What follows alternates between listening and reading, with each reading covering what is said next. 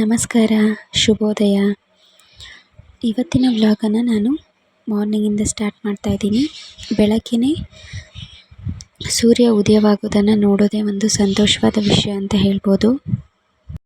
ಅದರಲ್ಲೂ ಬೆಳಗಿನ ತಿಳಿ ಕಿರಣಗಳು ಮೈ ಮೇಲೆ ಬೀಳೋದ್ರಿಂದಾಗಿ ನಮಗೆ ಆರೋಗ್ಯದ ತುಂಬ ಪ್ರಯೋಜನಕಾರಿಯಾದ ಒಂದು ಅಂಶ ಇದೆ. ಹಾಗಾಗಿ ಬೆಳಗಿನ ಜಾವ ಎದ್ದ ತಕ್ಷಣ ಈ ರೀತಿ ಸೂರ್ಯನ ಬೆಳಕನ್ನು, ಸೂರ್ಯನ ಕಿರಣಗಳನ್ನು ನಾವು ತಗೊಳ್ಳೋದ್ರಿಂದ ನಮಗೆ ಬಾಡಿಯಲ್ಲಿ ಸುಮಾರಷ್ಟು ಡಿಫಿಷಿಯನ್ಸಿಗಳು ಏನಿದೆ ಅದೆಲ್ಲ ಕರೆಕ್ಟ್ ಆಗುತ್ತೆ.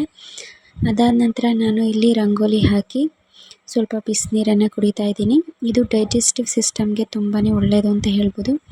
ಅದಾದ ನಂತರ ಸ್ವಲ್ಪ ಟಿ ವಿಯನ್ನು ಹಾಕಿ ಇದರಲ್ಲಿ ದೇವರ ಸೀರಿಯಲ್ಗಳೇನು ಬರುತ್ತೆ ಅದನ್ನು ಮಾತ್ರ ಹಾಕಿ ನೋಡಿಕೊಂಡು, ಹಾಗೆ ಕಾಫಿಯನ್ನು ಸ್ವಲ್ಪ ಸಿಪ್ಪಾಗಿ ಕುಡ್ಕೊಂಡು, ಹಾಗೆ ಟಿ ವಿಯನ್ನು ಎಂಜಾಯ್ ಮಾಡಿಕೊಂಡು ಮಕ್ಕಳನ್ನ ಈ ರೀತಿ ಆಟ ಆಡೋಕ್ಕೆ ಬಿಟ್ಟಿದ್ದೆ.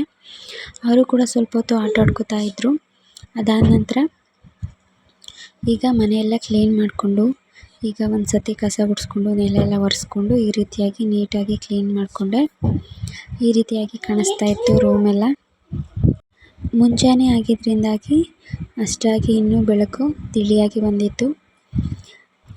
ಈಗ ಮನೆಯೆಲ್ಲ ಕ್ಲೀನ್ ಮಾಡಿದ ನಂತರ ಈಗ ತಿಂಡಿಗೆ ಪಲಾವ್, ಹಾಗೆ ವಡೆ, ಹಾಗೆ ಪಾಯಸನ ಮಾಡ್ಕೊಂಡಿದ್ವಿ. ಈ ರೀತಿಯಾಗಿ ಕಾಣಿಸ್ತಾ ಇತ್ತು. ಅದಾದ ನಂತರ ಸ್ವಲ್ಪ ತಿಂಡಿಯನ್ನು ಮುಗಿಸ್ಕೊಂಡು ಈ ರೀತಿ ಸ್ವಲ್ಪ ಹೊತ್ತು ಬಿಸಿಲಲ್ಲಿ ನಿಂತ್ಕೊಂಡು ಸ್ವಲ್ಪ ವಾಕ್ ಮಾಡಿದ್ದಾಯಿತು. ಈ ರೀತಿ ಊಟ ಆದಮೇಲೆ ವಾಕ್ ಮಾಡೋದ್ರಿಂದ ತುಂಬ ಡೈಜೆಷನ್ಗೆ ಒಳ್ಳೆಯದು. ಹಾಗಾಗಿ ಸ್ವಲ್ಪ ಹೊತ್ತು ನಾನು ಈ ರೀತಿ ಬೆಳಕಲ್ಲಿ ನಿಂತ್ಕೊಂಡು ವಾಕ್ ಮಾಡ್ತೀನಿ. ಈ ರೀತಿಯಾಗಿ ವ್ಯೂ ಕಾಣಿಸ್ತಾ ಇದೆ, ತುಂಬಾ ಸುಂದರವಾಗಿ ಕಾಣಿಸ್ತಾ ಇರುತ್ತೆ. ನಾನು ಆಗಾಗ ಬಂದು ಇಲ್ಲಿ ನಿಂತ್ಕೊಂಡು ಈ ರೀತಿ ವ್ಯೂ ಪಾಯಿಂಟ್ನ ಎಂಜಾಯ್ ಮಾಡ್ತೀನಿ.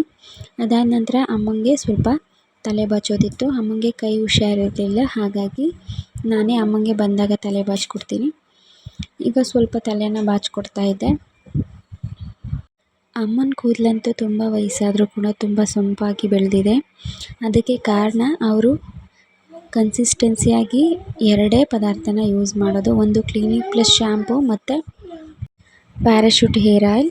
ಹಾಗೆಯೇ ಫುಡ್ ಕೂಡ ತುಂಬಾ ಇಂಪಾರ್ಟೆಂಟ್ ಆಗುತ್ತೆ. ಅಮ್ಮ ತುಂಬ ಚೆನ್ನಾಗಿ ಪಪ್ಪಾಯ ಆಗಲಿ, ಫ್ರೂಟ್ಸ್ ಆಗಲಿ ಅಥವಾ ಸೊಪ್ಪು ಮತ್ತು ಬೇಳೆಕಾಳುಗಳು ಎಲ್ಲನೂ ತುಂಬ ಚೆನ್ನಾಗಿ ತಗೋತಾರೆ. ಹಾಗಾಗಿ ಅವ್ರಿಗೆ ಈ ವಯಸ್ಸಲ್ಲೂ ಕೂಡ ತುಂಬಾ ಕೂದಲು ಸೊಂಪಾಗಿ ಇದೆ ಅಂತ ಹೇಳ್ಬೋದು. ಜಾಸ್ತಿ ಮೇಂಟೈನ್ ಮಾಡೋದಿಲ್ಲ, ಆದರೂ ಕೂಡ ಕೂದಲು ಜೆನೆಟಿಕ್ಸ್ ಕೂಡ ಇರುತ್ತೆ. ಹಾಗಾಗಿ ಅದು ಇದು ಎರಡು ಸೇರಿ ಅಮ್ಮಂಗೆ ಕೂದಲು ತುಂಬ ಚೆನ್ನಾಗಿದೆ. ಈಗ ಜಡೆ ಹಾಕಿದ್ದೆಲ್ಲ ಮುಗೀತು.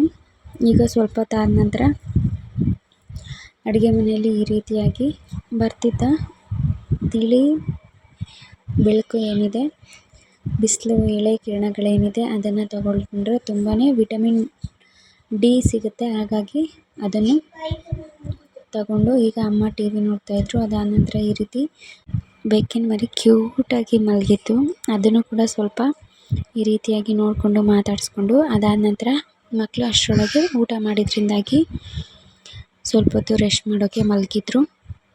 ನಾನು ಕೂಡ ಅವ್ರು ಮಲಗಿದ್ದಾಗಲೇ ಮನೆಯೆಲ್ಲ ನೀಟಾಗಿ ಇನ್ನೊಂದು ಸಲ ಕ್ಲೀನ್ ಮಾಡಿಕೊಂಡು ದೇವ್ರ ಪೂಜೆಗೆಲ್ಲ ರೆಡಿ ಮಾಡ್ಕೊಳ್ಳೋಣ ಅಂತ ಈ ರೀತಿಯಾಗಿ ಹೊರಗಡೆ ಎಲ್ಲ ಕ್ಲೀನ್ ಮಾಡಿಕೊಂಡು ನೆಲ ಎಲ್ಲ ಒರೆಸ್ಕೊಂಡು ಮನೆಯೆಲ್ಲ ಕ್ಲೀನ್ ಮಾಡಿಕೊಂಡೆ.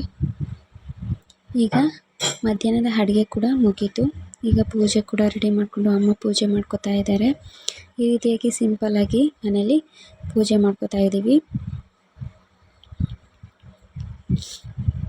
ಈಗ ಅಮ್ಮ ದೀಪ ಹಚ್ಕೊಂಡು ಈ ರೀತಿಯಾಗಿ ಪೂಜೆನ ಮುಗಿಸ್ಕೊಂಡ್ರು.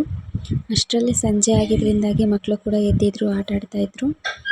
ಆಟ ಆಡಿಕೊಂಡು ಈ ರೀತಿಯಾಗಿ ಅವರು ಕೂಡ ಸ್ವಲ್ಪ ಹೊತ್ತಾದ ನಂತರ ಮಲ್ಕೊಂಡು ನಿದ್ದೆ ಮಾಡಿದರು. ಅಷ್ಟರಲ್ಲಿ ಸೂರ್ಯ ಕೂಡ ಈ ರೀತಿ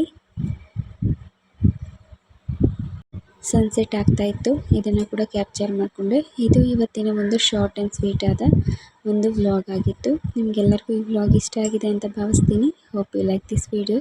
ಥ್ಯಾಂಕ್ಸ್ ಫಾರ್ ವಾಚಿಂಗ್.